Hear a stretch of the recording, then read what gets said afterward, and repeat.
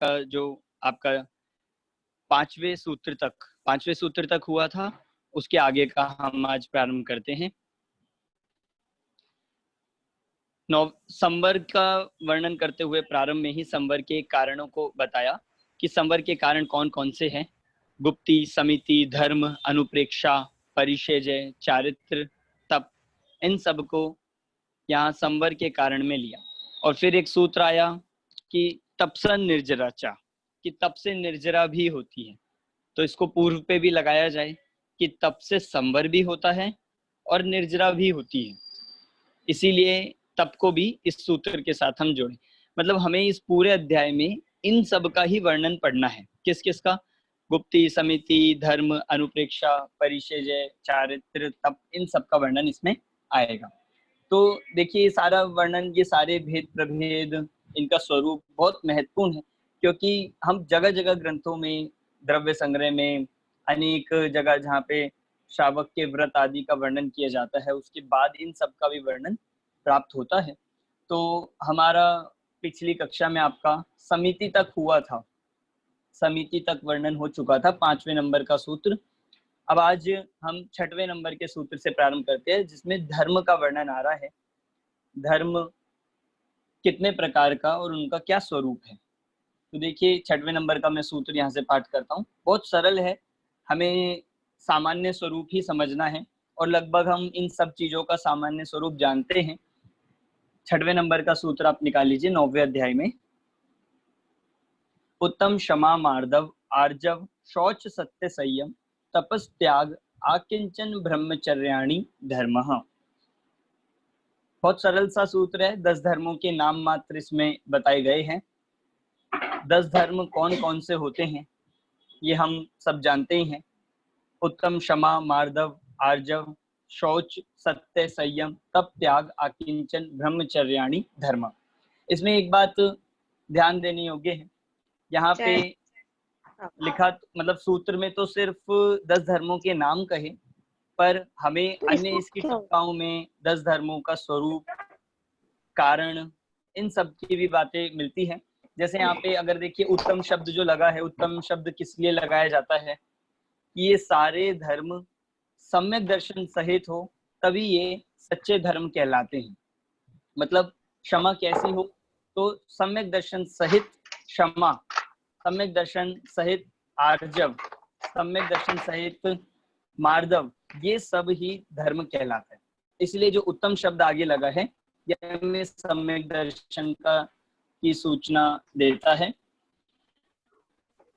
और देखिए एक और सूत्र में विशेष बात ये है, ब्रह्मचर्याणि लिखा, मतलब ये बहुवचन है। ध्यान दीजिए, ब्रह्मचर्याणि मतलब बहुवचन कहा। 10 धर्म है तो बहुवचन में ही आएगा। तो ब्रह्मचर्य के बाद तो बहुवचन लगाया, पर अंत में जो शब्द लिखा धर्म, वो तो दिख रही है। ब्रह्मचर्याणि में तो बहुवचन है और धर्म में एक वचन कहा। तो इससे प्रश्न ये उठता है, धर्म एक है या बहुत प्रकार का है? तो ब्रह्मचर्याणि मतलब ये जो 10 प्रकार कहे, इनमें बहुवचन लगाने का कारण ये है कि ये सब धर्म के लक्षण है। धर्म अनेक प्रकार का नहीं होता, धर्म 10 प्रकार का नहीं है, धर्म तो एक ही प्रकार का है। इसीलिए धर्म शब्द के साथ इन्होंने यहाँ पे एक वचन का प्रयोग किया। अब देखो ये छोटी छोटी सी चीजें जो हमें लगती है, पर आचार्य जो लिखते हैं वो बुद्धिपूर्वक इन चीजों का प्रयोग करते हैं। उन्होंने यहाँ पे बुद्धिपूर्वक धर्म के साथ एक वचन का प्रयोग किया। इसका मतलब धर्म 10 प्रकार का नहीं है। धर्म कितने प्रकार का है? धर्म तो एक ही है, जो सम्यक दर्शन, ज्ञान, चारित्र रूप है, या वस्तु के स्वभाव रूप है, या फिर हम उसे कहे वीतरागता, जो आंशिक रूप से प्रकट हुई, उस वीतरागता का नाम ही धर्म है।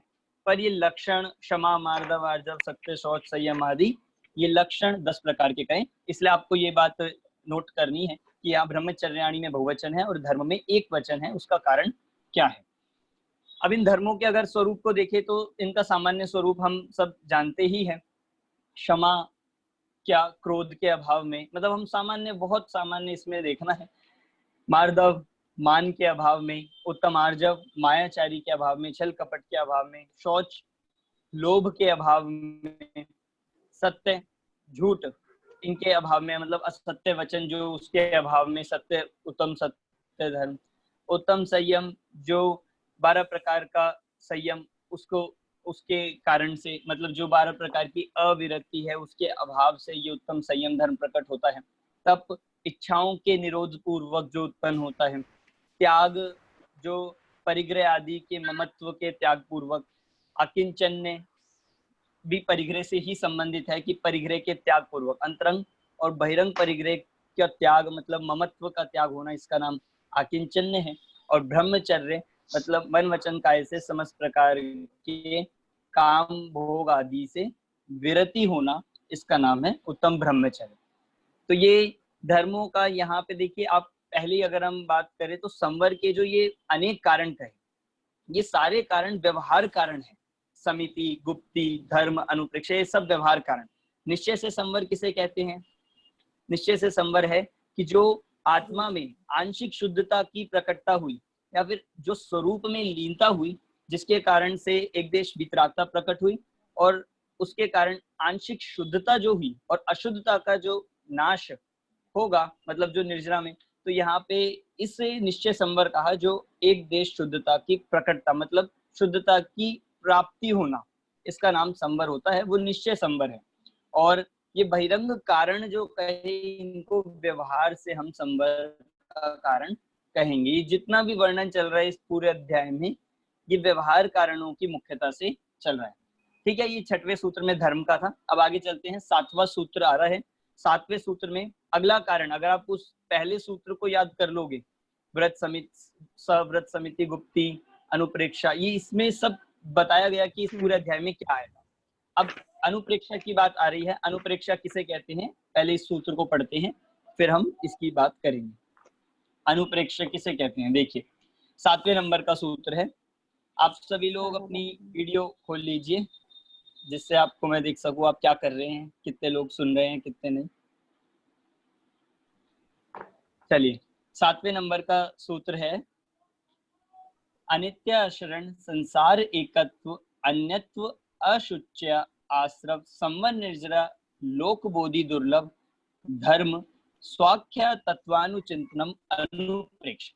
देखिए ये जो सूत्र है ये मैंने तोड़ तोड़ के पढ़ा है। आप इसको जब हमें प्रैक्टिस हो जाएगी तो हम पूरे एक साथ फ्लो में पढ़ेंगे, क्योंकि इसमें 12 भावनाओं के नाम हैं, इसीलिए हम एक एक भावना को इस तरह तोड़ के पढ़ सकते हैं। आप अगर सूत्र में कॉमा भी लगाते हैं तो वो आप एक एक भावना के बाद लगा सकते हैं। अनित्य, अशरण, संसार एकत्व, इस तरह से सूत्र का पदच्छेद भी हो जाएगा।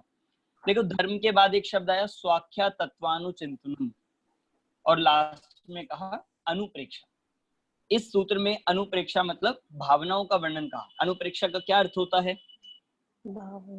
अनुप्रेक्षा का क्या अर्थ होता है? चिंतन करना। अनुप्रेक्षा का अर्थ होता है चिंतन।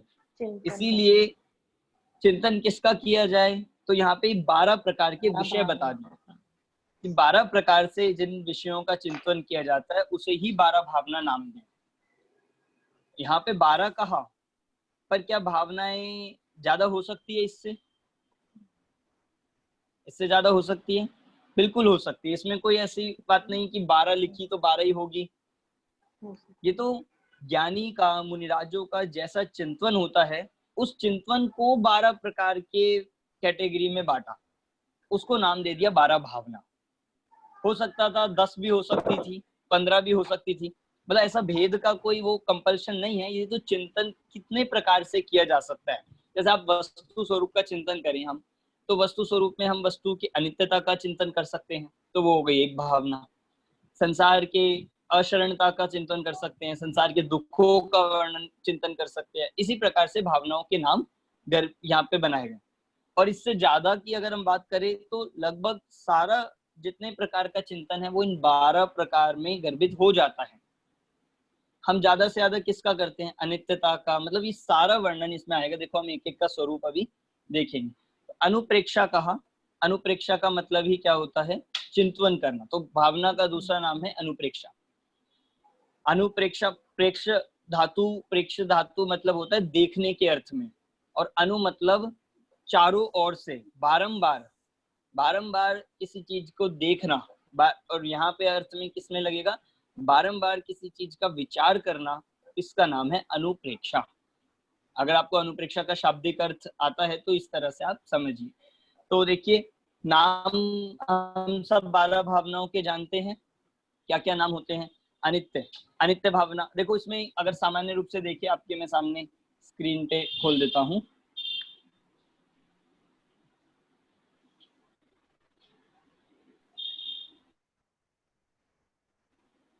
देखिए होती है मुख्यतः से प्रारंभ की 6 भावनाओं को वैराग्य परक कहा और बाद की 6 भावनाओं को तत्व परक कहा। अब देखो पहले की जो 6 भावनाएं हैं उनमें मुख्यतः से संसार से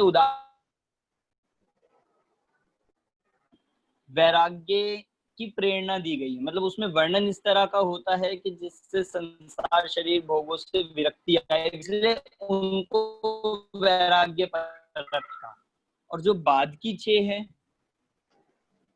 वे बाद की 6 भावना तत्व पर रखा, क्योंकि उसमें तत्व का चिंतन किया गया है। और उसमें ये देखो, भावना का अर्थ भी अगर हम देखें तो भावना का अर्थ वैसे होता है कि उसका चिंतन। और अगर हम संस्कृत से बात करें तो भावना शब्द बना है भू धातु से। भू धातु का अर्थ होता है होना।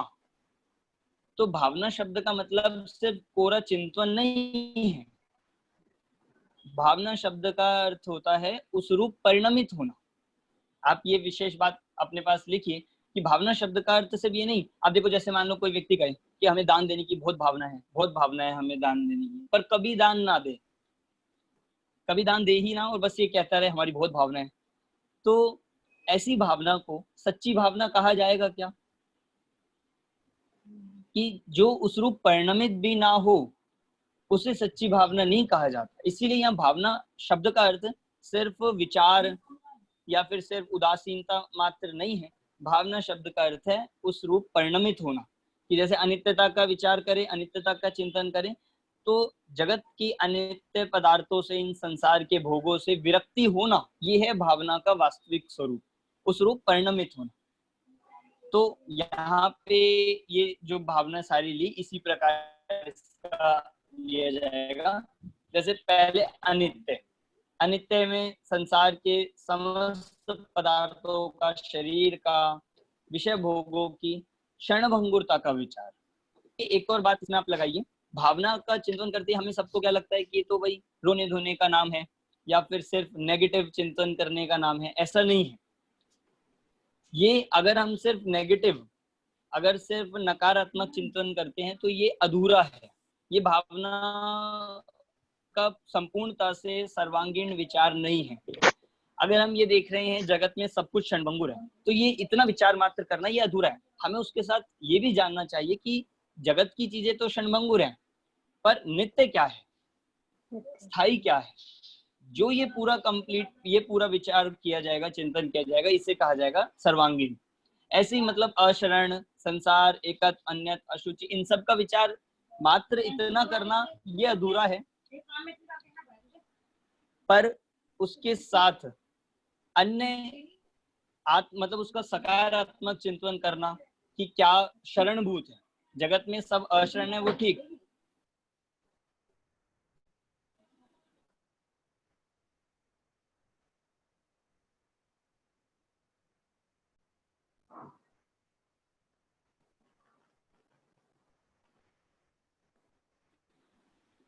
हाँ, तो ये जगत की अशरणता का ये विचार होने के साथ साथ शरणभूत क्या है, इतना करना ये पूरा सर्वांगीण है। इसीलिए मतलब हमें लगता है 12 भावना सिर्फ रोने धोने का नाम है, ऐसा नहीं है। इन वैराग्य भावनाओं को आनंद की जननी कहा, आनंद देने वाली कहा। पर हमें क्या लगता है 12 भावना के चिंतन से और उदासीनता सी हो जाती है और दुखी से हो जाते हैं। तो ऐसा विचार आप समझिए, हम कहीं ना कहीं उस हमारे विचार में कमी है। इसीलिए अशरणता का हो तो शरण क्या है, अनित्य हो तो नित्य क्या है। जैसे संसार के सारे भोग, ये विषय सामग्री या फिर शरीर, ये सब क्षणभंगुर है। क्या है कि मैं चैतन्य स्वरूपी आत्मा, शुद्धात्मा, ये हमेशा रहने वाला है। जगत के पदार्थ अनित्य है तो इनका लक्ष्य छोड़ना है, और मैं सदा रहने वाला नित्य पदार्थ हूं, तो मुझे अपना लक्ष्य अपना श्रद्धांत करना है, इतना विचार करना, ये है अनित्य भावना का सर्वांगीण। समझ आ रहा है आपको कि अधूरा चिंतन मात्र न हो, क्योंकि अगर हम सिर्फ अनित्यता का करें, सिर्फ अशरणता का करें, तो हो सकता है इससे हमें लगे कि उदासीनता मतलब उस तरह की, या फिर हमें ऐसा लगे कि सारा नेगेटिव नेगेटिव हो गया या लोग दुखी होने लगे। पर ये रुलाने का या दुखी होने की बात नहीं है, ये प्रसन्नता या आनंद देने वाली कहलाती हैं। तो अनित्यता में क्षणभंगुर, देखिए आपके सामने इसमें खुला है, अशरण में कि संसार के सारे पदार्थ, सारे भोग, ये सब कैसे हैं, अशरण है। देखो अभी मैं यहाँ पे किसी 12 भावना का आपको उदाहरण नहीं दे रहा, पर अनेक 12 भावना हमें इस तरह की प्राप्त होती है, जैसे हम मंगत राय जी की, या अनेक हम जयचंद जी छाबड़ा की, छैडाला में दौलत राम जी द्वारा। पर कॉन्सेप्ट सबका यही होगा, मतलब सबका आधार यही है कि वे किसी भी तरह से बताए। उनकी भाषा अलग हो सकती है, उनके शब्द अलग हो सकते हैं, किसी की शैली व्यवहार प्रधान हो सकती है, किसी की निश्चय प्रधान हो सकती है, शैली में अंतर होगा, पर सबका आधार क्या होगा कि जगत के पदार्थों की अनित्यता बताना, अशरणता बताना। ऐसे ये आप ये कॉन्सेप्ट 12 भावना का हम समझ लें, तो हम खुद भी 12 भावना लिख सकते हैं। लिखना मतलब हम चिंतन को सोचे। देखो 12 भावनाओं के चिंतन के लिए जरूरी नहीं हमें कोई 12 भावना याद हो तो ही चिंतन हो पाए। हम जगत के अशरणता और क्षणभंगुरता, अनित्यता, इन सब के साथ क्या नित्य है, क्या शरणभूत है, किस पदार्थ में सुख है, या फिर सच्चा सुख कैसे प्राप्त होगा, इसका चिंतन हम स्वयं करें तो हमारी ऐसी गद्य रूप में भी 12 भावनाएं हो सकती है। जरूरी नहीं कि जो लिखी गई ऐसी ही हो, हमें वो याद हो, उसका चिंतन करना ये तो एक आधार मात्र है, पर इनके माध्यम से वस्तु स्वरूप का ही विचार किया जाता है। ठीक, तो ये अनित्य अक्षण संसार में भी, कि जगत में किसी भी प्रकार से कहीं भी ये जीव पंच परावर्तन करता आया है, कहीं भी इसने आज तक सुख प्राप्त नहीं किया, क्योंकि सुख एकमात्र आत्मा में, मतलब उसका अस्थि रूप पक्ष भी हमें समझना चाहिए एकत्व में, कि ये जीव अकेला ही अपने कर्मों के फल को भोगता है, अकेला ही जन्म मरण करता आया है, और इसका ये तो हो गया भोग संबंधी। और अगर इसका हम करें कि आत्मा अकेला ही काफी है, अकेला ही पर्याप्त है, अकेला है पर परिपूर्ण है, ये उसका हम अस्थि परक चिंतन कह सकते हैं। इसी तरह अन्यत्व, देखो आप दो में अंतर हमें थोड़ा सा समझ लेते हैं। एकत्व और अन्यत्व में क्या अंतर है? ये दोनों को एक ही सिक्के के दो पहलू के समान कहा जाता है। कि एकत्व ये बताया जाएगा कि आत्मा अपने स्वरूप से एकत्व है, स्वरूप से है कि पर से भिन्न है, पर से अलग है। जैसे हम किसी भी वस्तु को लें, मान लो कोई भी वस्तु है, तो वो अपने स्वरूप से, अपने चतुष्टय से तो सिद्ध है, अपने स्व चतुष्टय से वह पर द्रव्यों से भिन्न है। तो जैसे आत्मा के संबंध में कहा जाता है, समय सार में भी कहा, एकत्व विभक्त स्वरूपी आत्मा। तो एकत्व मतलब अपने स्वरूप को प्राप्त योग्य एकत्व, और पर को प्राप्त नहीं है, पर से भिन्न है योग्य अन्य। थोड़ा सा इनमें दो मतलब दो पहलुओं से अंतर देखा जाता है। तो आत्मा अन्य तो भावना में हमें किस प्रकार का चिंतन मिलता है? आपको ध्यान हो कि ये आत्मा शरीर के साथ रहने पर भी जल से भिन्न कमल के तरह है, दूध पानी की तरह मिला जुला होने पर भी अलग है, ये अन्य तो भावना में इस तरह का वर्णन आता है। फिर अशुचि भावना, अशुचि भावना में शरीर की अपवित्रता, अशुचिता, मलिनता का वर्णन तो करते ही हैं, और साथ ही ये बताते हैं कि ऐसे अशुचिमय शरीर के साथ रहने पर भी आत्मा कैसा है, वो परम पवित्र पदार्थ है। कि शरीर अपवित्र हो, शरीर दुर्गंधमय हो, आत्मा कभी भी दुर्गंधमय नहीं होता। आत्मा हमेशा कैसा है, नित्य पवित्र रहने वाला ऐसा परम पवित्र पदार्थ है, शुचि पदार्थ है।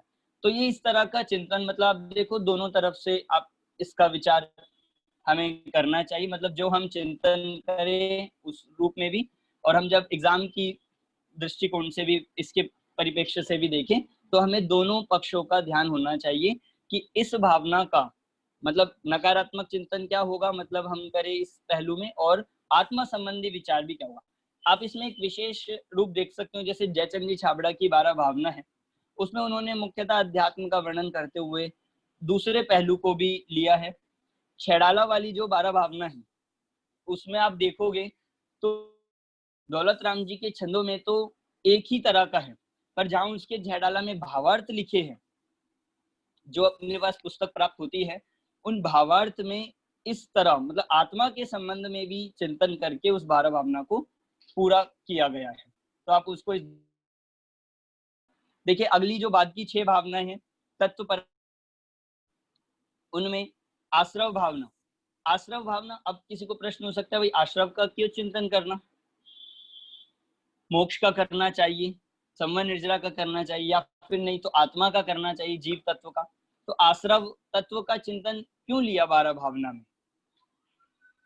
तो आश्रव तत्व के चिंतन का कारण यही है, जैसे आश्रव तत्व के श्रद्धांत को प्रयोजनभूत कहा, आश्रव तत्व के श्रद्धांत को सम्यक दर्शन में कारण कहा, ऐसी आश्रव तत्व के विचार को वैराग्य का कारण कहा। आश्रव तत्व के चिंतन को, अब उसमें क्या चिंतन करना कि आश्रव का क्या स्वरूप है, आश्रव के भेद प्रभेद, आश्रव कितने कारणों से होता है, आश्रव के कौन कौन से भेद प्रभेद है, इतना हमें ना भी पता हो, परंतु आश्रव का स्वरूप क्या है, जैसा उस 12 भावना में कहा, आश्रव दुखकार घनेरे, ये मूल उसका तत्व है। आश्रव का तत्व क्या कहा जाएगा कि आश्रव दुख स्वरूपी है, हे है, छोड़ने लायक है, और ये जितने मेरे विकारी भाव है, मोह राग द्वेष भाव चलते हैं, ये सब आश्रव भाव है और मैं इनके कारण ही दुखी हूँ। मतलब इस तरह का आश्रव का चिंतन, इसे हम आश्रव भावना के अंतर्गत लेंगे। ठीक, फिर आगे संवर। देखो संवर के गुणों का लिखा, संवर के गुणों का चिंतन। संवर, जब आश्रव दुखकार लगेंगी, आश्रव बंध का दुखकार दुख भाषित होगा, तो संवर निर्जरा सहज ही रूप से उनमें सुख भाषित होगा। मतलब संवर निर्जरा एक देश उपाधि हैं, वे संवर निर्जरा प्रकट करने लायक है, इसीलिए उनका चिंतन करने के लिए कहा। संवर भावना में संवर का क्या स्वरूप है, संवर किस प्रकार आनंद देने वाला है, इसलिए संवर मोक्ष मार्ग का प्रारंभ है। फिर निर्जरा, निर्जरा तत्व में यही कहा कि शुद्धता की ओर वृद्धि, मोक्ष मार्ग की ओर वृद्धि होना, इसका नाम है निर्जरा। तो निर्जरा कैसे, तप के माध्यम से, निर्जरा के माध्यम से कर्मों के नाश होता है, इस प्रकार का चिंतन करना, इस प्रकार का विचार करना, ये निर्जरा भावना में लिया जाएगा। अगली है लोक भावना। लोक भावना में हमें थोड़ा प्रश्न होता है कि लोक भावना में किस प्रकार का चिंतन किया जाए। तो लोक, जैसे आपको छेडाला वाली लोक भावना याद होगी कि षट द्रव्यमयी, ये जो लोक है, किन्हू न करे न धरे को। तो ऐसा ये लोक कैसा है, मतलब ये लोक का स्वरूप तो है ही कि ये लोक ऊर्ध्वलोक, मध्यलोक, अधोलोक, ये तो वर्णन है ही, पर ये विचार करें, मैं चलिए एक प्रश्न पूछता हूं कि मान लीजिए किसी को 3 लोक का वर्णन नहीं पता, किसी को 3 लोक की जानकारी नहीं पता, कितना बड़ा है, कहाँ है, तो क्या वह जीव लोक भावना का चिंतन कर सकता है? बताइए। अगर किसी को लोक का स्वरूप नहीं पता, मतलब बिल्कुल बारीकी से नहीं पता, कितना राजू, कितना योजन सब है, कहाँ क्या रचना है, क्या वो लोक भावना का चिंतन कर सकता है? बिल्कुल। देखो, क्योंकि लोक भावना का अर्थ सिर्फ इतना नहीं कि लोक की इतना माप, इतना आकार, ये उसकी सिर्फ मेजरमेंट या फिर गणना, नापना, इसका नाम लोक भावना नहीं है, मात्र इतने का नहीं है। लोक भावना के अंतर्गत ये जरूर है, इसके माध्यम से लोक का स्वरूप विचार किया जाएगा, पर मात्र इतना करना नहीं, इसके साथ इस लोक के स्वरूप से अब हमें क्या प्रयोजन, ये लोक की जो रचना है ये कैसी अनादि निंदन है, इसको बनाने वाला कोई ना तो ईश्वर है और ना कोई जगत का जीव है, इसका फेरफार करता, इसका नाश करता कोई भी जगत का जीव नहीं है। ऐसा चिंतन करना कि जैसे लोक अनादि निधन है और मैं भी इस एक लोक का तत्व हूँ, मैं भी जीव द्रव्य इस लोक में रहने वाला हूँ, मैं भी कैसा हुआ अनादि निधन। जैसे लोक की रचना अकृत्रिम है, उसका कोई कभी नाश नहीं कर सकता, मेरा भी कोई कभी नाश नहीं होना का चिंतन। ठीक, मतलब चिंतन तो बहुत प्रकार से किया जा सकता है, बस हमारा एक आधार रखना है कि हमें हर भावना से हमारे वैराग्य का पोषण होना चाहिए। हमें जगत से उदासीनता, भोगों से उदासीनता, और आत्मा की रुचि वृद्धि होनी चाहिए, रुचि की वृद्धि होनी चाहिए और आनंद की वृद्धि होनी चाहिए। इस तरह से जैसा चिंतन किया जाए उसी का नाम है 12 भावना। ठीक है, तो अब अगला है बोधि दुर्लभ। बोधि दुर्लभ भावना में भी दो प्रकार से हम इसका विचार किया जाता है। एक तो जैसे सामने आपके लिखा है रत्नत्रय की दुर्लभता।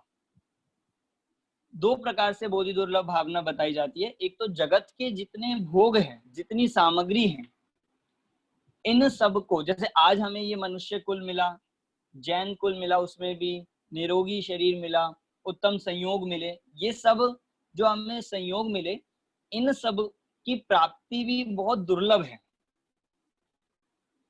इन सब की प्राप्ति होना भी इतना सरल नहीं है, इसलिए बहुत दुर्लभ है। एक चिंतन बोधि दुर्लभ भावना में इस प्रकार का होता है। दूसरा होता है कि जहां पे बताया जाता है कि जगत के भोग प्राप्त होना तो सरल है, जगत की सामग्री प्राप्त होना तो सरल है, हमने असंख्यात बार परावर्तन करते हुए इन सामग्री को प्राप्त किया है, कोई भी ऐसा भोग नहीं जो हमने आज तक ना भोगा हो, अनंतों बार भोग चुके हैं। तो इन सब की प्राप्ति होना फिर भी सुलभ है, पर रत्नत्रय, सम्यक दर्शन और आत्मा की प्राप्ति होना ये वास्तव में दुर्लभ है, जिसे हमने आज तक प्राप्त नहीं किया।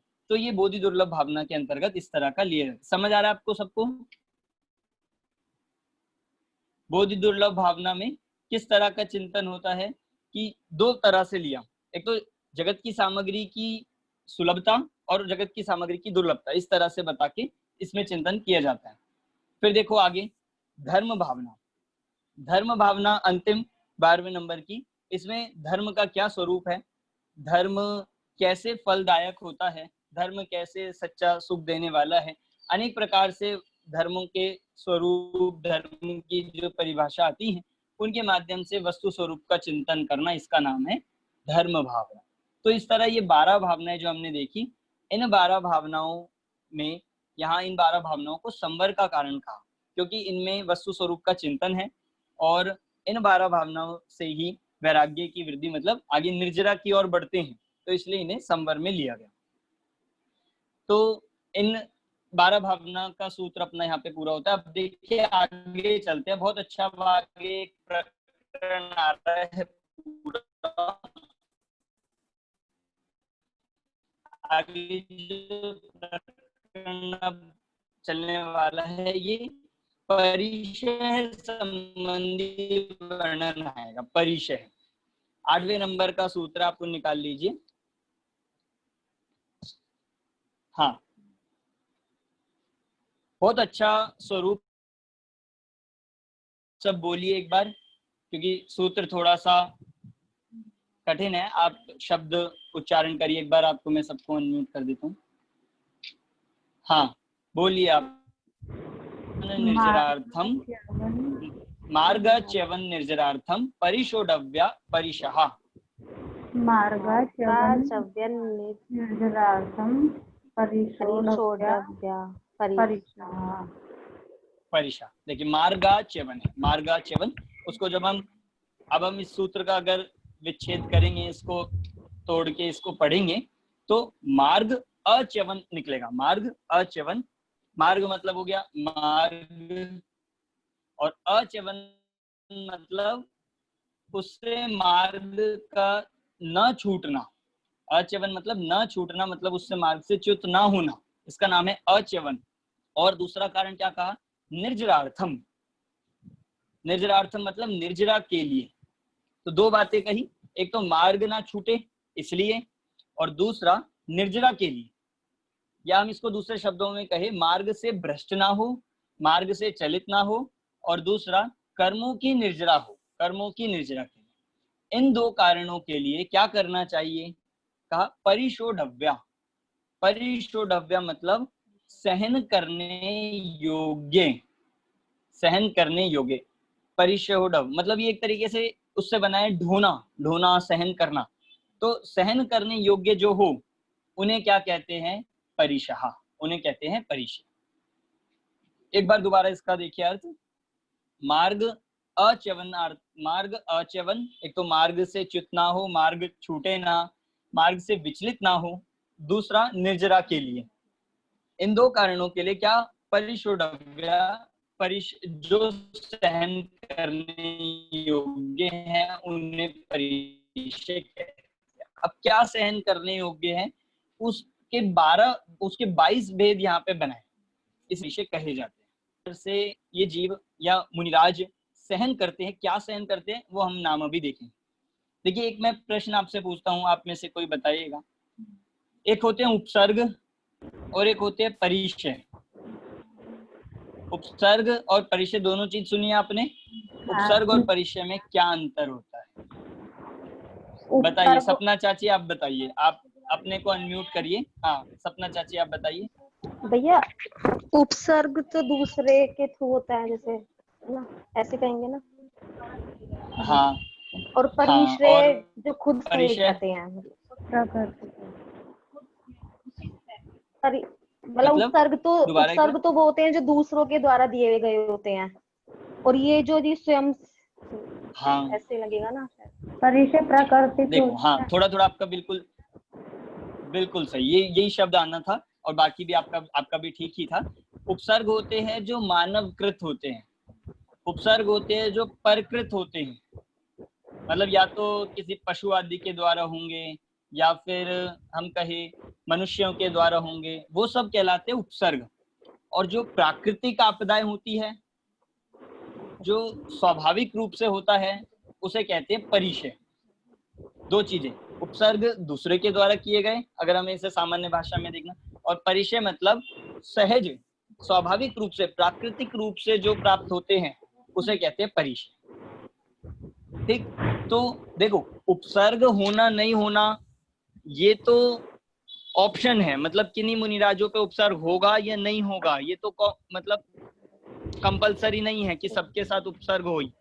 पर ये परिचय जो होते हैं ये प्रत्येक मुनिराज सहन करते ही हैं, मतलब कम ज्यादा हो सकते हैं, पर प्रत्येक मुनिराज के ये परिचय सहन होते ही है, इसीलिए उनका दूसरा नाम परिचय जयी कहा जाता है, इसलिए उनको परिचय जयी ही कहते हैं। तो उपसर्ग होना ना होना ये तो अलग है, किन्हीं पे हो सकता है किन्हीं पे नहीं, पर परिचय अभी हम आगे देखेंगे कि एक मुनिराज के या कि जीव के कम से कम कितने परिचय रह सकते हैं, तो कोई भी ऐसा नहीं है जिसके एक भी परिचय ना हो, मतलब परिचय होते ही है। ठीक, तो देखो अब इनके नाम, परिचयों का बहुत अच्छा वर्णन है, हम देखें एक एक का सामान्य स्वरूप भी समझेंगे, बहुत अच्छा इनका वर्णन मिलता है। देखिए मैं सूत्र पढ़ता हूँ, सूत्र थोड़ा बड़ा है क्योंकि 22 परिचय के इसमें नाम मात्र है, तो एक एक नाम के बाद आप कॉमा भी लगा सकते हो। इसी के आधार अगर आपको 22 नाम याद हो तो सूत्र आपको अपने आप ही याद हो जाएगा। देखिए, शुद्ध पिपास, शीतोष्ण दंश मशक, नाग्न्य अरति, स्त्री, चर्या, निषद्या, शय्या, आक्रोश, वध, याचना, लाभ, रोग, तृण स्पर्श, मर पुरस्कार, प्रज्ञा, अदर्शनानी है। उच्चारण आप सब इसमें सीख ही जाएंगे। इसमें 22 परिचयों के नाम आए हैं, 22 के 22 इसमें नाम आ गए, और मैंने उसको विच्छेद करके आपको यहाँ पे पढ़ के दिखाया ही है। आप में से कोई पढ़ के दिखाएगा?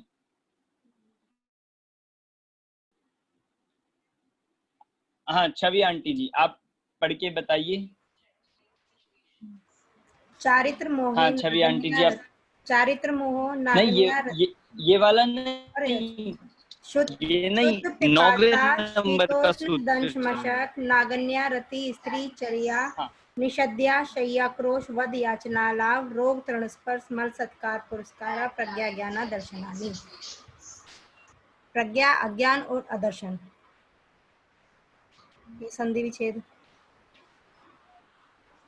हाँ देखिए बिल्कुल सही। बस हाँ, इसमें हमें कुछ चीजों का जो ध्यान रखना है, जैसे जब संधि विच्छेद करेंगे तो क्योंकि वो शब्द का भाव बदल जाता है, ऐसे कई बीच में शब्द आएंगे, उनको मैं तभी आपको बताऊंगा। तो इसमें देखिए 22 परिचयों के नाम आए, 22 परिचय। अगर सूत्र से देखिए, शुद्ध, शुद्ध मतलब होता है शुद्धा, शुद्धा मतलब भूख, भूख मतलब यहाँ पे सामान्य कि अगर किसी मुनिराज को, मतलब मुनिराज का एक तरह से ये कहो कि वे इन सब परिचयों को जीतते हैं, तो भी वे कैसे समता भाव धारण करते हैं, कैसे वे आनंद में रहते हैं, ये सब हमें परिचय के स्वरूप को जान के पता लगता है। शुदा, अत्यधिक शुदा का वेदनीय कर्म का उदय हो तो भी वे उससे खेदखिन्न नहीं होते। इन सब परिचयों का मतलब यही है, तो भी वे उससे खेदखिन्न नहीं होते, दुखी नहीं होते, आकुलित व्याकुलित नहीं होते और आनंद से अपनी आत्म साधना में ही लीन रहते हैं। तो भूख परिचय, देखो इसमें जो कठिन कठिन होंगे उसकी थोड़ी चर्चा करेंगे हम, जो हमें थोड़ा समझ नहीं आता। तृषा मतलब प्यास, शीत मतलब ठंड, उष्ण गर्मी, दंश मशक मतलब मच्छर आदि कीड़े मकोड़े आदि इन सब का काटना।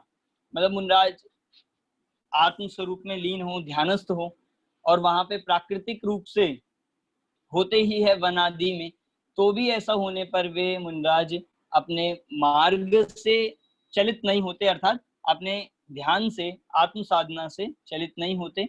दंश मशक, देखो नग्नता, नग्नता एक ऐसा परिचय है कि जो हर मुनिराज के मतलब होगा ही है, क्योंकि वे बालकवत जन्मजात उनका रूप होता है।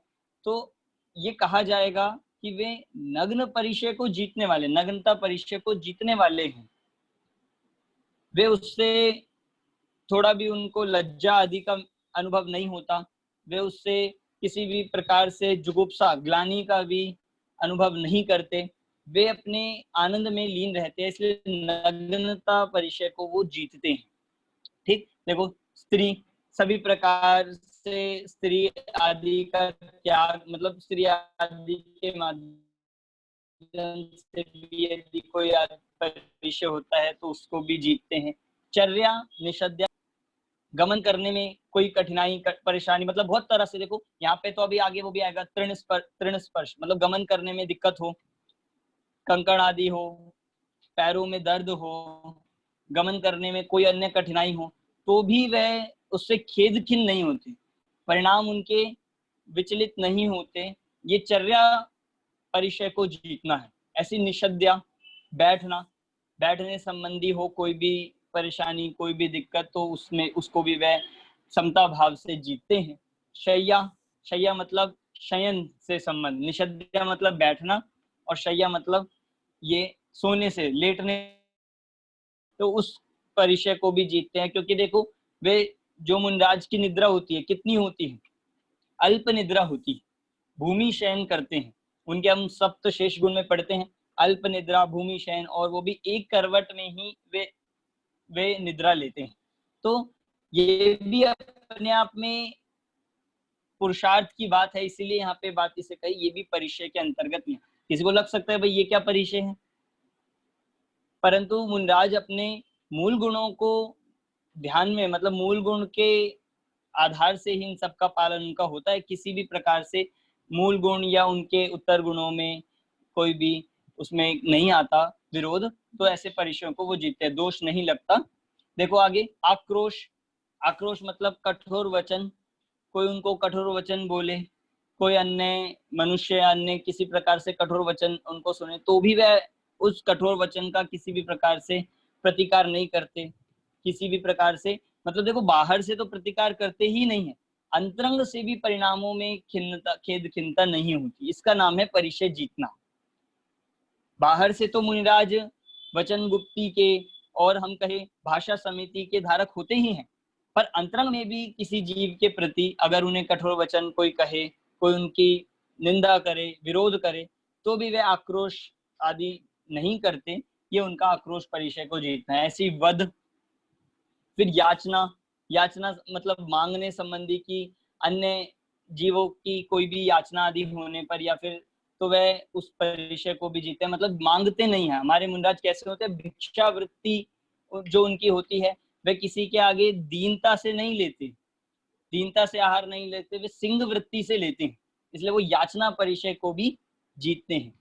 आगे है अलाभ, अलाभ में भी ये देखिए लिखा कि आहार आदि की अप्राप्ति, मतलब अलाभ जो ये कहा कि मान लीजिए आहार के लिए जाएं, अनेक बार अंतर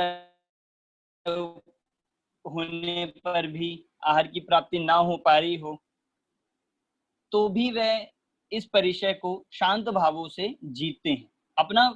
आप देखो, आप इसके लिए अनेक जगह पढ़ भी सकते हैं कि ऐसा परिचय होने पर मुनिराज कैसा चिंतन करते हैं, कैसा चिंतन करना चाहिए। लाभ परिचय को भी वे जीतते हैं रूप से, या अन्य किसी भी रोगों को होने पर भी क्या करते हैं, उन व्याधियों को भी जीतते हैं। ना उसका उपचार तो करते ही नहीं, पर उससे खेद खिन भी नहीं होते, ना दूसरों को कहते, ना दिखाते दूसरों को कि नहीं हम नहीं कह रहे, तुम ही कर दो। इस तरह से वे इन परिचयों को आनंद से, देखिए परिचय तो हमें भी होते हैं। अब आप कहोगे हमें कैसे, हमें भी तो होते हैं ना ये जैसे अन्य प्रकार से, पर यहाँ बात है परिचय जय की। हम यहाँ सिर्फ परिचयों का वर्णन नहीं पढ़ रहे, हम परिचय जयी मुनिराज और या फिर परिचय के जीतने से जो संवर होता है उसका वर्णन पढ़ रहे हैं। दो चीजों में अंतर है, एक तो परिचय और परिचय जय।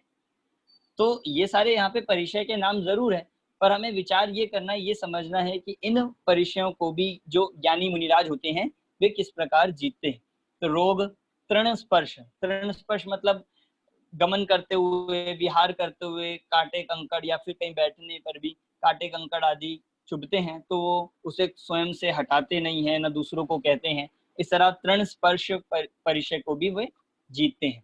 मल, मल मतलब शरीर पे एकत्रित मल, जैसे वे अस्नान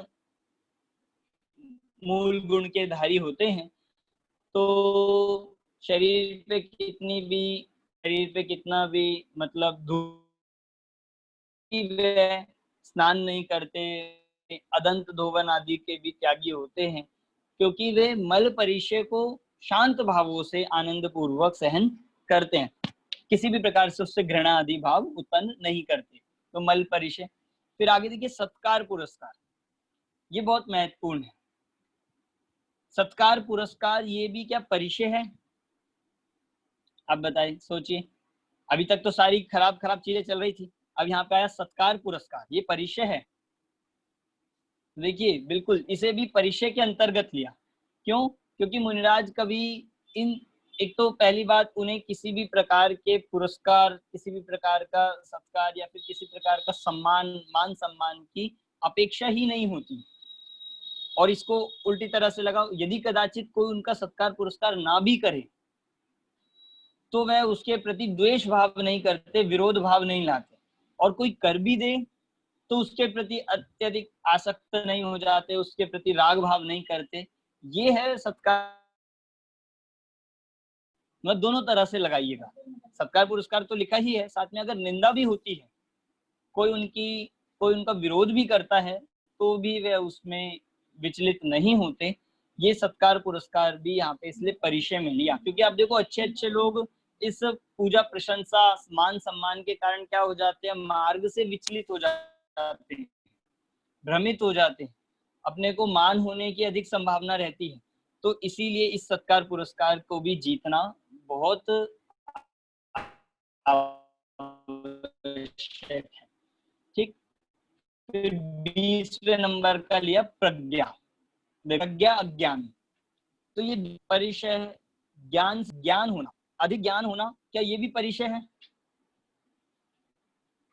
तो देखो सिर्फ ज्ञान की बात नहीं है, उस ज्ञान के आधार पे किसी को मद हो जाए, ज्ञान के आधार पे मान होना, गर्व होना, इसको कहा प्रज्ञा नाम का परिचय। इसको जीतते हैं। मतलब मुनिराज को चाहे 1 अंग का ज्ञान हो, चाहे 11 अंक का ज्ञान हो, चाहे द्वादशांग के पाठी हो, तो भी वह उस ज्ञान का रंच मात्र भी मान नहीं करते, उसका घमंड नहीं होता, उससे वह गर्व नहीं करते। ये होता है प्रज्ञा परिचय को जीतना। और उल्टा भी लगाइए, अगर किसी मुनिराज का ज्ञान कम हो, जैसे अज्ञान परिचय में जो आ रही है बात, यदि किसी मुनिराज का किसी का ज्ञान कम हो तो वे अपने को दीनहीन अनुभव नहीं करते, तो इन तो भी उसे परिचय कहा, क्योंकि जब ज्ञान अधिक होगा और उसे ज्ञान का अपना मान होगा तो फिर वो चाहेगा लोग उससे प्रश्न पूछे, लोग उनके पास हमेशा रहे, लोग उनके मतलब फिर लोग अपने आप ही प्रश्न आदि करेंगे, तो मुनिराज अपनी आत्म साधना कैसे करे। इसीलिए ये कहा कि अगर अपने ज्ञान का मद है या मान है तो वह प्रज्ञा भी, वह ज्ञान भी एक परिचय का कार्य करेगा। इसलिए मुनिराज प्रज्ञा और अज्ञान दोनों परिचयों को जीतने वाले होते हैं। ठीक, और अंतिम है अदर्शन। ये बहुत महत्वपूर्ण है, मतलब इसका शाब्दिक अर्थ हमें समझ नहीं आता। देखो यहाँ पे क्या लिखा है, मुनि मार्ग से आस्था चलित होना। तो देखो अदर्शन, दर्शन शब्द का अर्थ क्या होता है वैसे? श्रद्धा।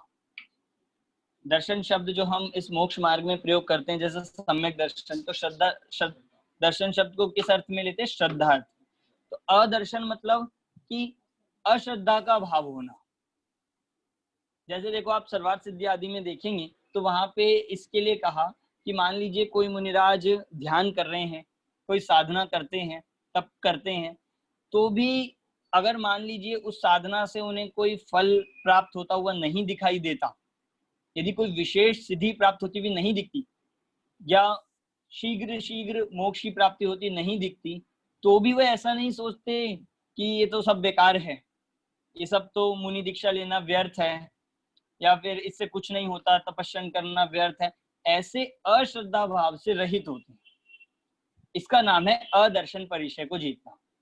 मतलब ये एक प्रकार का अश्रद्धा भाव ही है कि इससे कुछ नहीं हो रहा है, इन कार्यों से क्या होगा, तप करने से क्या होगा, ये सब अश्रद्धा का भाव होना, ये सब कहलाता है अदर्शन परिचय। ठीक है, तो हमें सामान्य रूप में अन्य जीवों में, अपने में भी इस तरह के भाव कदाचित दिखाई देते, तो उससे हम समझ सकते हैं कि ऐसे मोक्ष मार्ग से, सच्चे मार्ग से अश्रद्धा का भाव ना होना, इसका नाम है अदर्शन। ठीक, यहाँ दर्शन मतलब दिखाई देने वाला नहीं है। कोई ये लेता है कि कुछ चीजें अगर उन्हें दिखाई नहीं दे रही तो मतलब दृष्टि से नहीं है, यहाँ श्रद्धा से संबंधित इसे अदर्शन परिचय को लिया गया। समझ आ गया आपको 22 परिचयों के नाम? कोई हो आप देखिए इसमें से कोई भेद आपको समझ नहीं आया हो, किसी संबंधित प्रश्न हो? भैया जैसे ये सब अंतरंग से ही होते हैं, तो इनको व्यवहार में क्यों लिया?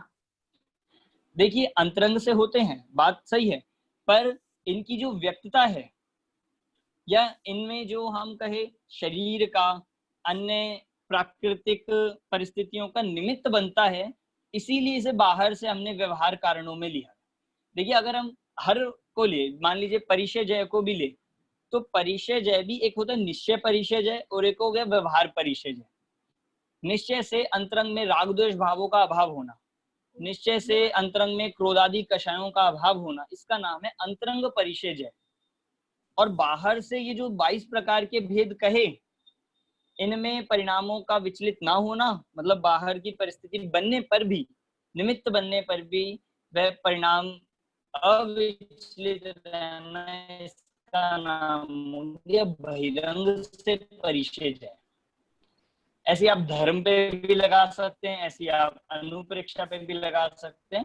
इसीलिए इनको संवर में लिया, तो संवर में भी दोनों तरंग से दिखते हैं। होते कैसे हैं, मतलब ये नग्नता देखो शरीर से संबंधित है। नहीं भैया, जैसे ये बोला ना कि व्यवहार, जैसे इससे मतलब संवर नहीं होगा, व्यवहार से संवर नहीं होगा ना? नहीं, ऐसा किसने कहा कि व्यवहार से नहीं?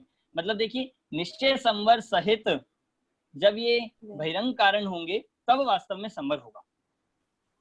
मतलब देखो इसको मैं ऐसे बताऊं, अगर मान लीजिए कोई द्रव्यलिंगी मुनिराज है जो 3 कषाय चौकड़ी से अभाव जिनके नहीं हुआ, और वह भी ध्यान करे, वह भी तप करते हैं, और वह भी नग्नता है सहित है, तो क्या उनके नग्न परिचय जय उन्हें कहा जाएगा? अगर अंतरंग से 3 कषाय चौकड़ी का अभाव नहीं हुआ, अंतरंग से वितरागता नहीं प्रकट हुई और बाहर से नग्न है, तो क्या आप उस नग्नता को नग्न परिचय जयी कहा जाएगा क्या? नहीं, नहीं कहा जाएगा। इसका मतलब कि ये बाहर से परिचय होने पर भी इनके साथ यदि अंतरंग से वीतरागता है, अंतरंग से कषाय अंश का अभाव है, तब इन परिचयों को हम मतलब तब हम उन मुनिराज को, जीव को परिचय जयी कहेंगे। समझ? अंतरंग से बहिरंग की व्याप्ति है, बहिरंग से नहीं है। राज होते हैं, मान लीजिए जीते भी, पर फिर भी उनके संवर नहीं है, फिर भी उनको परिचय जयी नहीं कहा जाएगा। तो ये कारण यहाँ पे आप समझिएगा। ठीक, चलिए हम आगे चलते हैं। अब आगे 10वें नंबर का सूत्र, भैया अब एक देखिए क्वेश्चन अब, पूछूं? हाँ पूछिए। भैया ये इसमें ये चर्या में और तृण स्पष्ट में क्या अंतर आएगा? चर्या सामान्य रूप से कहा गमन संबंधी, और तृण स्पर्श गमन के समय तो होते ही है, बैठने के समय भी तृण स्पर्श हो सकते हैं, ध्यान करने के समय भी तृण, मतलब मान लीजिए कोई ध्यान में है और बहुत तेज आंधी चल रही है, तो तब भी तिनके आदि का स्पर्श होके उसे तब भी लगाया जा सकता है। और चर्या में सिर्फ तिनके की बात नहीं है, अन्य भी हो सकते हैं, चलने की। कंकण आदि या फिर और भी अन्य किसी प्रकार की परेशानी हो, कोई भी किसी प्रकार की आपदा हो, उसको भी वह शांत भावों से जीते हैं, उसे इसलिए चर्या में लिया। मान लीजिए मैंने जैसा कहा ना, मान लीजिए कोई पैरों में दर्द है किसी प्रकार से या कोई अन्य वेदना आदि हो, तो भी वे चर्या आदि में उनके परिणाम विचलित नहीं होंगे। तो चर्या में अनेक पहलू हो सकते हैं, तृण स्पर्श उसका एक अंश है। ठीक, अब देखिए आगे चलते हैं हम। 10वें नंबर का सूत्र आ रहा है। अब ये प्रकरण थोड़ा सा 3 सूत्रों का प्रकरण ये आ रहा है कि किस जीव के कितने परिचय होते हैं, मतलब गुण स्थान के अनुसार बता रहे हैं। देखिए 10वें नंबर का सूत्र पढ़ता हूं मैं। सूक्ष्म सांप्राय छदमस्त वीतरागयो चतुर्दश। सूक्ष्म सांप्राय छदमस्त वीतरागयो चतुर्दश। देखो क्या बात बताई कि सबसे पहले चतुर्दश मतलब 14 परिचय संभव है। किसके संभव है 14 परिचय? तो ये कहा सूक्ष्म सांप्राय में और छदमस्त वीतराग के। छदमस्त वीतराग, अब बताओ सूक्ष्म सांप्राय कौन सा गुण स्थान होता है? आप देखिए नीचे चार्ट में भी आ गया, सूक्ष्म सांप्राय 10वां गुण स्थान है, और छदमस्त वीतराग मतलब 11वां और 12वां। 11वां और 12वां, तो 3 गुण स्थान कौन से बताए इस सूत्र में? 10वां, 11वां और 12वां। इन 3 गुण स्थानों में कितने होते हैं? 22 में से 14 परिचय ही संभव है। देखिए अब हम आगे भी देखेंगे कौन कौन से हट जाते हैं। देखो अब अगला सूत्र पहले देख लेते हैं। 11वां सूत्र है एकादश जिन। सूत्र भी 11वां है और इसमें यही बताया एकादश मतलब 11 होते हैं। किसके 11 होते हैं? जिने। जिन वाला कौन सा गुण स्थान है? तो संयोग केवली जिन। 13वां गुण स्थान जो जिन का होता है, संयोग केवली का, उनके 11 परिचय होते हैं। 11 परिचय। अभी हम बात करेंगे कि कौन से नहीं होते और कौन से होते हैं। फिर 12वां सूत्र देखिए, बादर संप्राय सर्वे। बादर संप्राय सर्वे, और बादर संप्राय, हाँ बादर किसे कहते हैं? स्थूल कषाय को। बादर कहते हैं स्थूल कषाय को। तो देखिए जब 10वें को सूक्ष्म कषाय कहा, तो 10वें तक मतलब 9वें तक सारे कैसे हो गए? बादर। हम 9वें तक सभी गुण स्थानों को क्या कह सकते हैं? बादर कषाय हैं, बादर सांप्राय। तो वहां पे कितने परिचय संभव है? सर्वे मतलब सारे, 22 के 22। तो 3 चीज बता दी। देखिए अब मैं आपको शॉर्ट में बताता हूँ। 1 से लेके 9वें तक सारे परिचय, 22 के 22 परिचय संभव है। ठीक है, 10वें 11वें 12वें इन 3 गुण स्थानों में कितने? 14 परिचय संभव है। ठीक, इसके बाद 13वें गुण स्थान में सिर्फ 11 परिचय संभव है। 14 गुण स्थान में परिचय होते ही नहीं और सिद्धों के भी परिचय नहीं होते। इस तरह पूरे गुण स्थान यहाँ पे 3 सूत्र में गर्भित कर लिया। आपको समझ आ गए?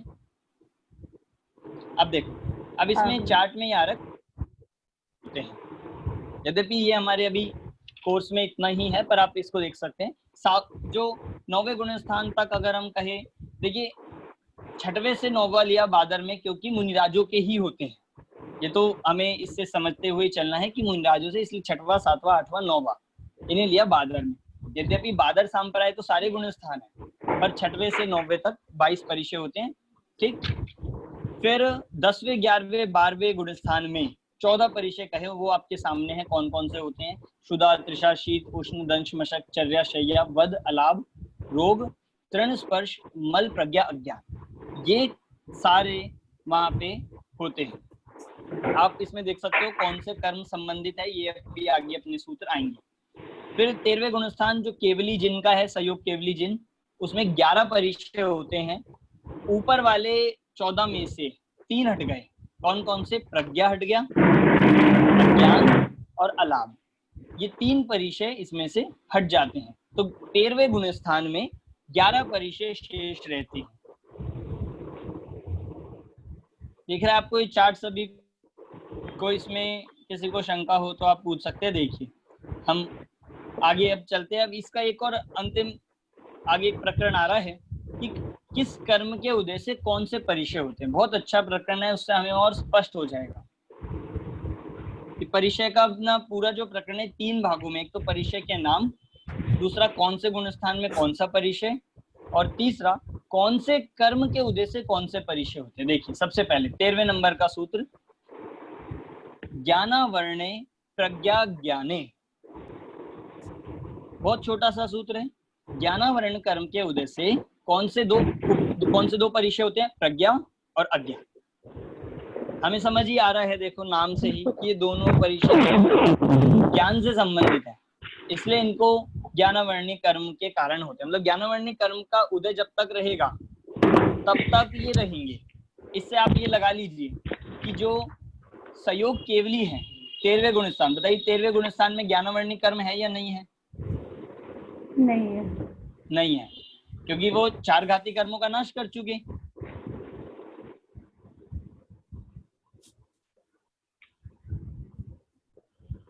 इस तरह से आप समझिएगा ज्ञानावर्णी कर्म का उदय कब तक है?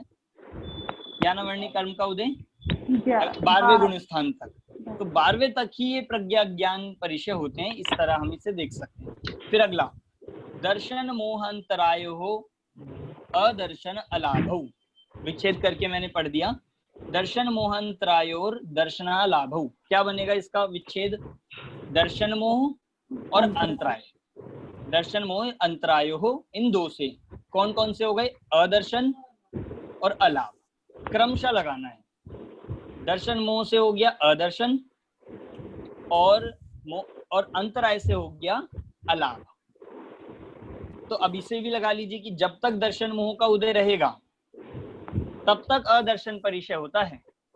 अब दर्शन मोह का उदय कब तक होता है?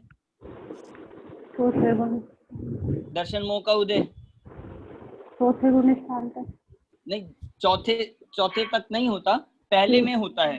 हाँ हाँ, पहले में ही होता है। तो इसीलिए इसका सद्भाव वही, तो इसलिए कहा दर्शन मोह के सद्भाव से ही अदर्शन। और अंतराय कर्म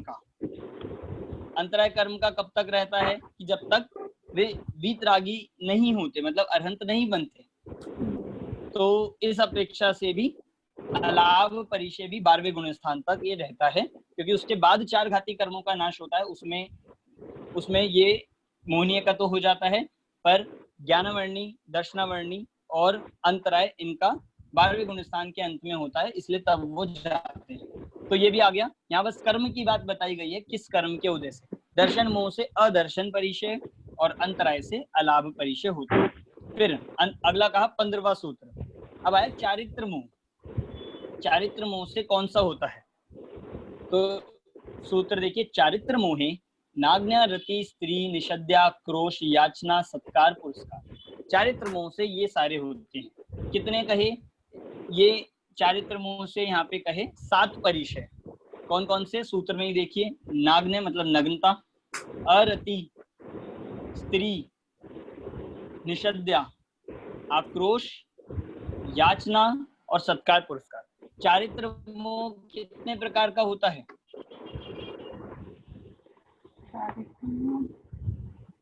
चारित्र मोह कितने प्रकार का होता है? 25 प्रकार का चारित्र मोह, 25 कषाएं चारित्र मोह की। तो आप देखोगे ये वाले परिचय जो चारित्र मोह के उद्देश्य कहे, ये लगभग कषायों से ही संबंधित है। जैसे नग्नता, स्त्री आदि, ये हम वेद से संबंधित कह सकते हैं। रति भी अपने आप में कषाय हैं। आक्रोश, क्रोध आदि से संबंधित होगा। तो इसलिए चारित्र मोह के सद्भाव से ये सारे परिचय होते हैं। नग्नता, रति, नग्नता, अरति, स्त्री, निषद्या, आक्रोश, याचना और सत्कार पुरस्कार। ठीक।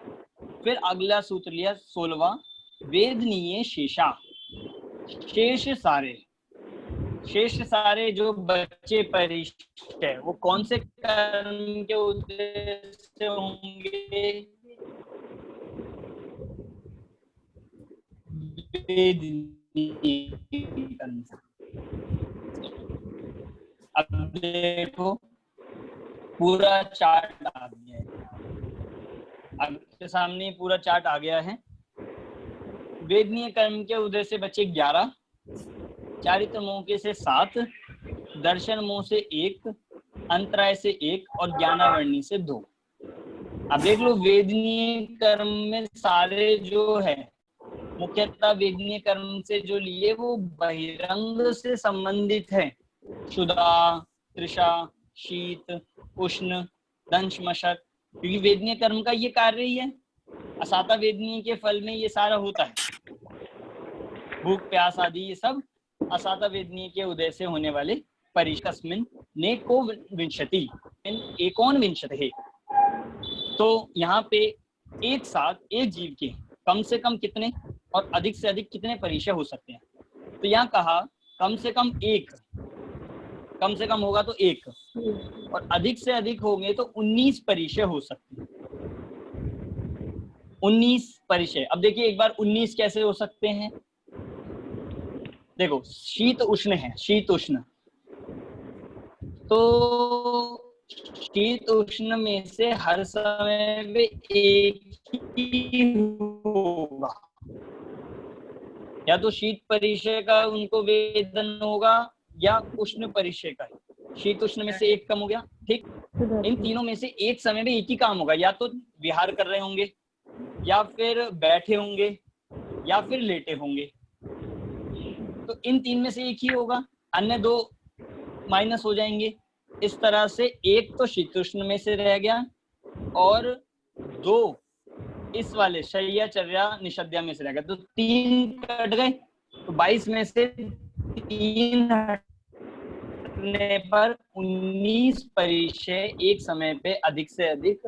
दोबारा बता देता हूँ मैं एक बार, ये शीत उष्ण 2 का जो है उसमें से एक रहेगा एक समय पे, और शय्या मतलब लेटना, चर्या मतलब गमन करना, निषद्या मतलब बैठना, इनमें से एक समय पे एक ही कार्य करते हैं, इसलिए परिचय भी एक से संबंधित ही कहा जाएगा।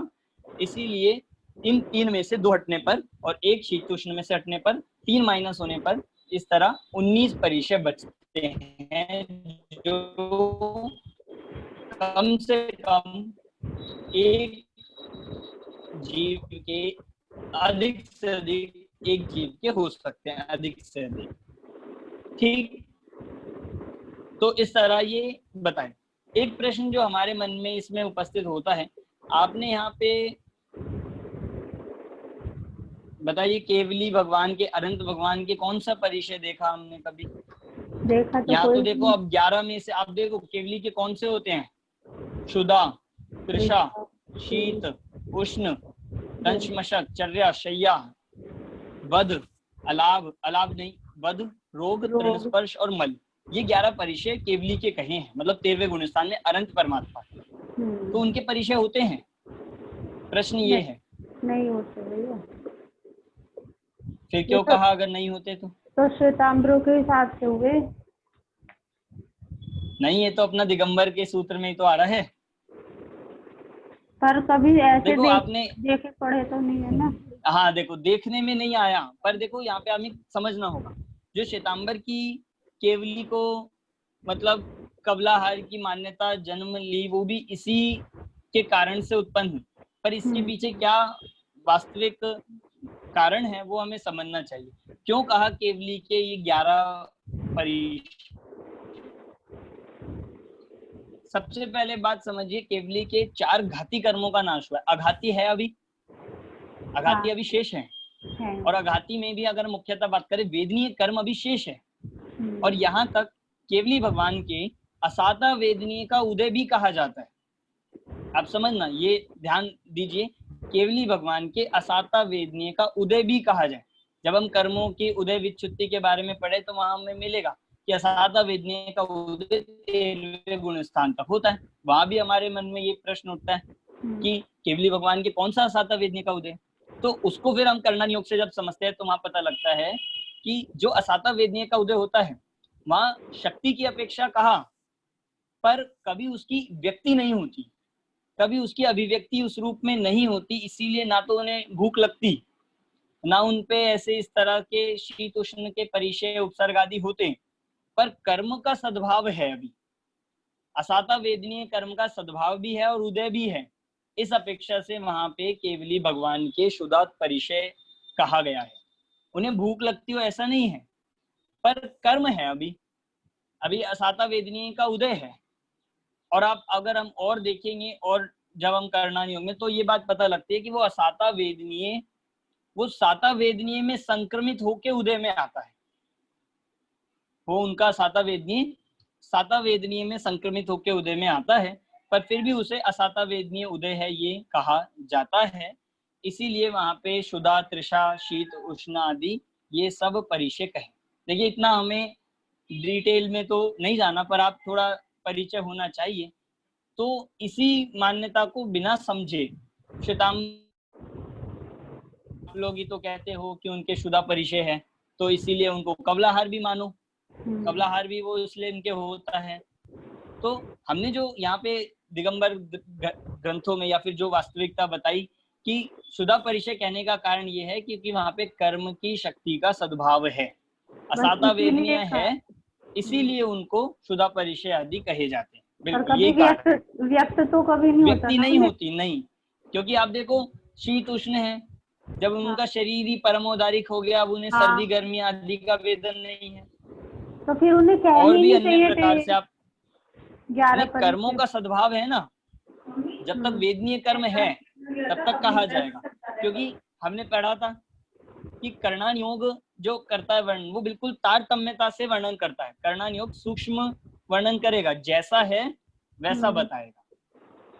ठीक, तो इस अपेक्षा से वहां पे कहे जाते हैं। तो ये अपना परिचय का वर्णन यहाँ नंबर 17 तक हमने आज की इस चर्चा में। आपको इससे संबंधित कोई प्रश्न हो तो आप अभी पूछ सकते हैं। परिचय संबंधी कोई भी प्रश्न हो आप पूछ लीजिए, फिर अगला अपना चारित्र से वर्णन आगे प्रारंभ अगली कक्षा में होगा। है कोई किसी सूत्र में या किसी अर्थ में? नहीं भैया,